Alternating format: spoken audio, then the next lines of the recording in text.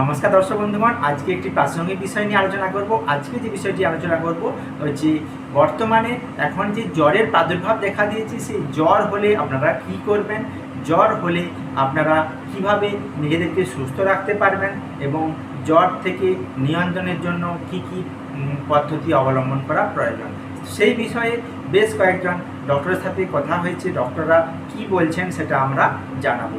তো এই প্রাথমিকভাবে যে এখন বর্ষাকালে এমনিতেই মশা, ডেঙ্গু, ম্যালেরিয়ার প্রাদুর্ভাব দেখা দেয়, সেই সঙ্গে পাল্লা দিয়ে এখন জ্বর গা হাত পা যন্ত্রণা। সেই জন্য ডাক্তারবাবুরা যেটা বলছেন যে জ্বর হলে আপনাদের অবশ্যই মাস্ক পরে থাকার পরামর্শ দিচ্ছেন, সেই সঙ্গে পর্যাপ্ত রেস্ট এবং পুষ্টিকর খাবার খেতে হবে।